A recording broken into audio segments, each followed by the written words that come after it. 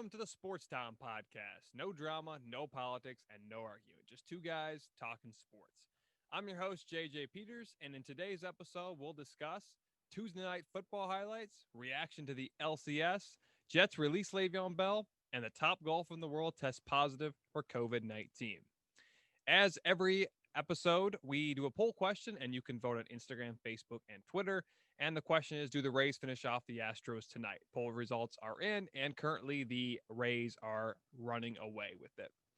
Now we're going to start with Jets releasing Le'Veon Bell. The New York Jets have decided to release running back Le'Veon Bell after a year and a half with the team.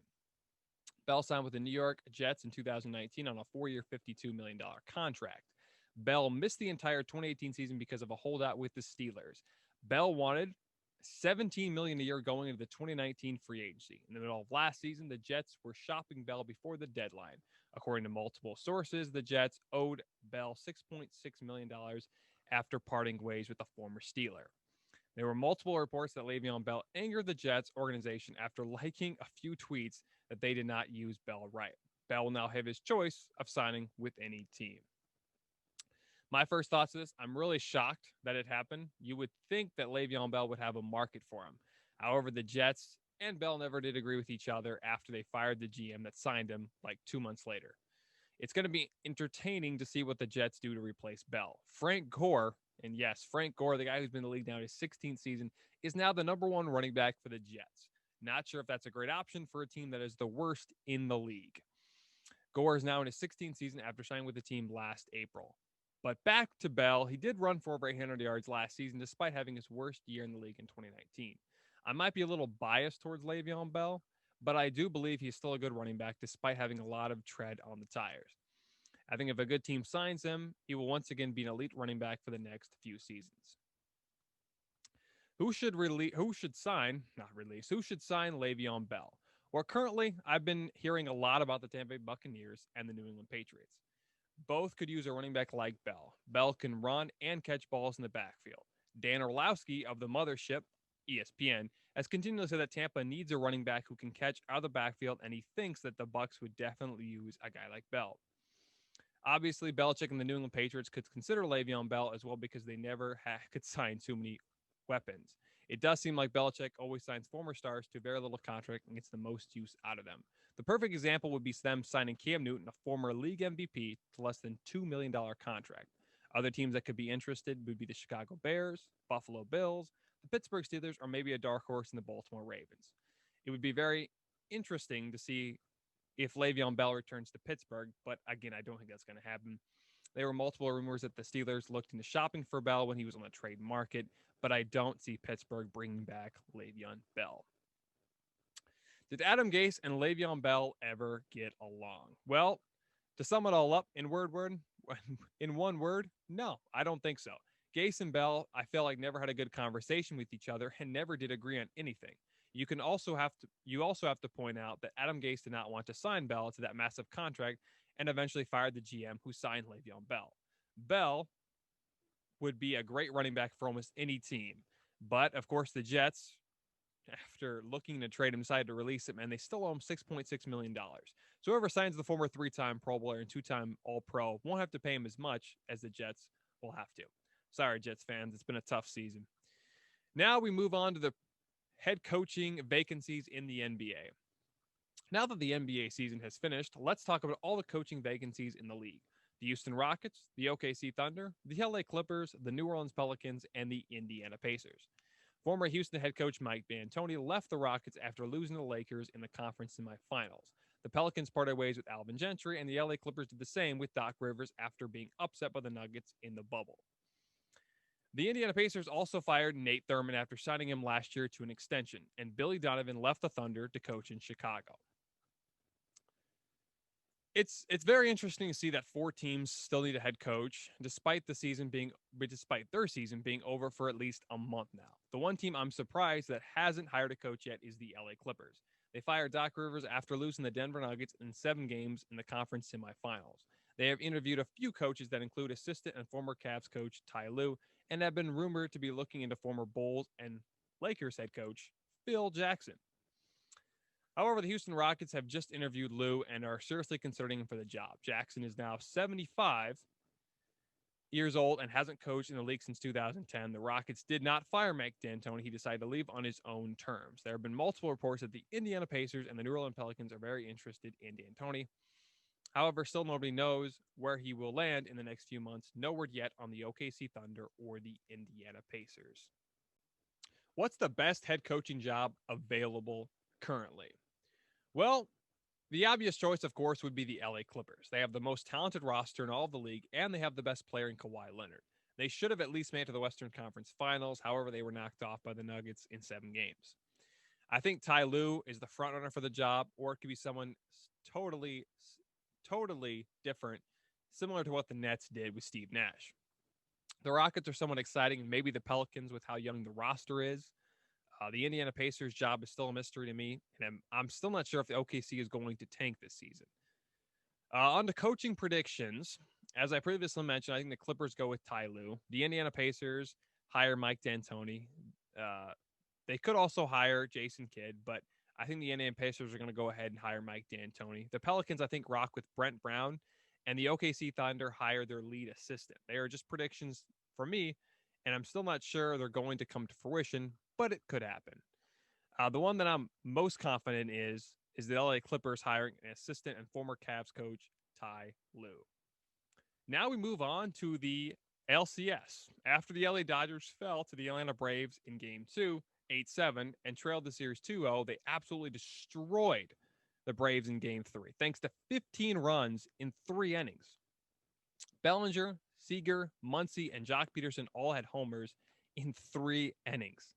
The Dodgers didn't want to go home early and are back in the series with Atlanta. On the flip side, Tampa Bay Rays took a 3-0 series lead versus the Astros. Tampa Bay is searching for their first World Series trip since 2009. The Rays have never won a World Series and are close to their first World Series in franchise history. My thoughts to what has happened so far, it's been exciting, both the NLCS and ALCS. I'm stunned with how many runs the Dodgers put up in Game 3. The Braves almost choked away their lead in Game 2 versus the Dodgers. However, I think most of the Dodger players were still intact, or were still ticked, I should say, on their loss in Game 2. With the Dodgers winning Game 3, we have a whole new series. As we go to the American League Championship Series, it's been all Tampa. The Rays are showing us why they were the best team in baseball. And throughout the 2020 shortened season, it will be hard for the Astros to come back from a 3-0 deficit with how good Tampa Bay has been. What happened to the Astros and Dodgers? Well, I first thought the NLCS was over after the Braves won Game 2, but the Dodgers responded, and now we have a competitive series in Texas. The Astros have not been sharp, but I'm not sure anybody, and when I mean anybody could beat the Tampa Bay Rays right now. The Astros had nice runs, and I think they proved to people they are still good despite their cheating scandal early in the year. Houston still has a shot, but it's looking like they'll fall short of their ultimate goal. And this is kind of an interesting question, but do we really want to see the Raves and Braves in the World Series? To be honest, I'm not super excited about the Tampa Bay Rays or the Atlanta Braves going to the 2020 World Series. But I'm just excited baseball is actually having a World Series this year after so many rumors that it could be canceled back in March. I really wanted the Astros and Dodgers to be in 2020 World Series. It would have been a very spicy fall classic, and everybody would be tuning into it. Plus, the ratings for the MLB have been somewhat down, and I think they'd go back up if this was the World Series. However, the Astros, the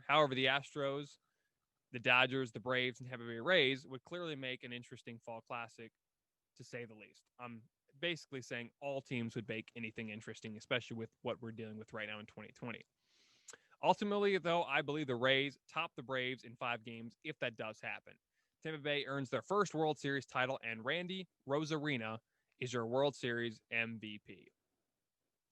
Multiple players in the Florida football program test positive for COVID-19. The Florida football team had some bad news to report on Wednesday. More than 11 players and staff members have tested positive for COVID-19. They have now canceled this week's game versus LSU. They rescheduled the game to December 12th, a week before the SEC championship game in Atlanta. According to Florida head coach Dan Mullen, has tested positive, or according to Dan Mullen, every player and staff member that tested positive are asymptomatic. My thoughts to it, it's obviously bad news for the University of Florida and their fans. The Florida football team wanted to rebound after losing to Texas A&M last week. Not sure if they can play next week, but I think the Gators will be chomping at the bit for their next game versus Missouri. Before the test came back, Florida football head coach Dan Mullen wanted full capacity for the first game this week, or for their full game, for the first time this season. This, of course, comes after the governor of Florida allowed full capacity in social gatherings. Currently, the Gators are 2-1 and are ranked 10th in the AP Top 25 ranking. They are all second place in the SEC East. When will Florida play next? I think they'll be able to next week. It just depends on what the results are in testing for the next few days. The Gators still have a chance to win the SEC and make it to the college football playoff. I'd be somewhat shocked if they did make it. However, they are built differently than the last few seasons. They have a few tough games in the next 2 months that include Georgia and Tennessee. Florida has to be lights out when they return to play if they want to go to the SEC championship game in Atlanta. Should Florida be in the top 10 still? After losing to Texas A&M, I don't think so. However, after this weekend, they'll probably be out of the top 10. The one thing I do know is that Florida could win 8 or more games this season. And once again, Florida is cleared to play. Their stadium will be rocking. The next home game is versus Missouri on the 24th. Then they travel to Georgia on November 7th in Athens at 3:30 p.m. Eastern. Dustin Johnson, the best golfer in the world, has tested positive for COVID. The top golfer in the world, Dustin Johnson, has announced that he's tested positive for coronavirus. Johnson is the second straight player on the tour to test positive within the week. Johnson had to withdraw from the CJ Cup. Last week, Tony Finau also tested positive for COVID-19 and had to withdraw from the Shriners Open. DJ will not be able to return until for at least another 10 days and has to have 2 straight negative tests in the span of 48 hours. My thoughts are it's a shame that the top golfer in the world has tested positive for coronavirus. DJ was on a tear for a while, and now he could miss 2 golf tournaments. The Masters in a month, so more than likely he'll be ready to go for the best golf tournament in the world. However, you need all the practice you can get for the Masters. Johnson won the Travelers Championship, the Northern Trust, the Tour Championship, and finished 6th at the U.S. Open last month. He has been great, and once he returns from quarantine, he will look for a second major title in his career.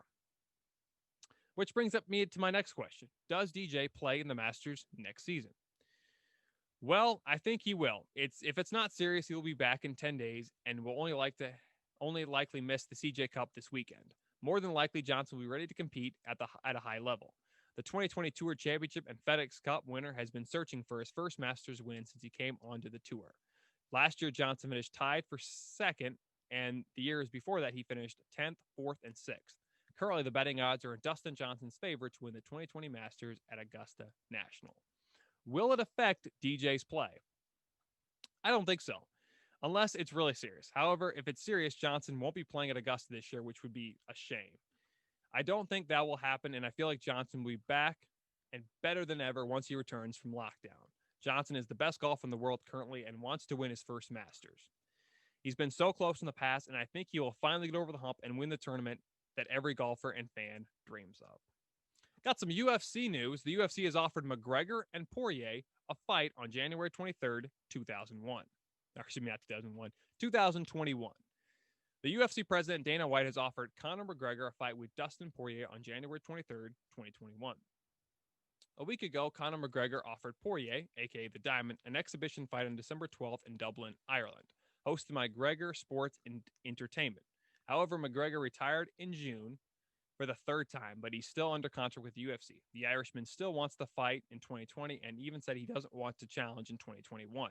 Most likely, if the fight happens on January 23rd, 2021, the winner would take on Khabib versus Gaethje for the UFC title fight in 2021. But there's still a chance that McGregor will box former bantamweight champion Manny Pacquiao next year. Now, let's get on to our first question. And my first question was, what's my predictions? And my predictions is Conor McGregor wins in 2 rounds. The way that Dustin Poirier wins, he has to go more than 3 rounds because most people can't stop Conor McGregor. If Dustin Poirier wants to win this fight, he has to last more than 2 rounds and tire out McGregor and win by pretty much exhausting out the Irishman. That's what happens. But in my opinion, my prediction, is Conor McGregor KOs Dustin Poirier in round 2. That's what most likely will happen. And if it doesn't, then I'm clearly wrong. But I believe Conor McGregor will get his second chance with Khabib Nurmagomedov. Now we go on to Tuesday night football highlights. Despite not practicing for 12 days, the Tennessee Titans blow past the undefeated Buffalo Bills 42-16. Derrick Henry absolutely ended, and when I mean ended, he completely silenced him. Josh Norman's career after stiff-arming the crap out of him. The Titans are now 4-0 and on top of the AFC South. Ryan Tannehill looked really good last night. On the other side, the Bills are not ready for prime time. According to Pat McAfee, the host of the Pat McAfee Show, COVID has made the Titans even better. Josh Allen did not play great and needs to be better this Sunday, or Monday, I should say, when he takes on the Super Bowl champs, the Kansas City Chiefs. Well, what I saw is I didn't expect the Titans to roll over the Bills after not being able to practice for 12 days. I actually thought it was going to be completely opposite. What I really thought, again, as I said, was the total opposite. Josh Allen had been playing so great for the first 4 weeks and then looked like an average quarterback at best on Tuesday night. Derrick Henry, again, as I said, ended Josh Norman's career.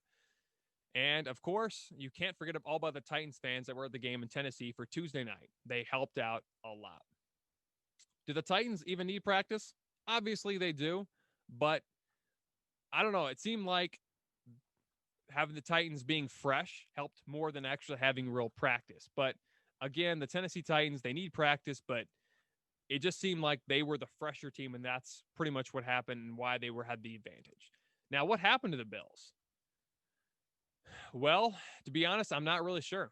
I think it was a combination of a lot of things. Maybe the Bills aren't ready for prime time. Josh Allen looked average, and the Bills' defense couldn't stop King Derrick Henry. And worst of all, the Bills have to get ready for the Super Bowl champs, who just lost the Raiders and are going to be looking to rebound from their tough loss. You could also put in that Buffalo Bills need a better running game. I understand they have Devin Singletary and their running back Zach Moss. They also have TJ Yeldon, but they pretty much use him as a fullback. Shutting down Stephon Diggs and Cole Beasley really helped the Titans last week. Titans are now unbelievably 4-0 after most people continually forget about how good the Titans are. We'll see what happens. The Titans got a big game coming this week. Well, that's a wrap for this amazing episode. Thanks for listening to the Sports Time Podcast, or the STP Podcast for short. You can find us on Anchor, Spotify, Apple Podcasts, and much more. We release new episodes every Wednesday and Friday. Please don't forget to like, rate, subscribe, and comment.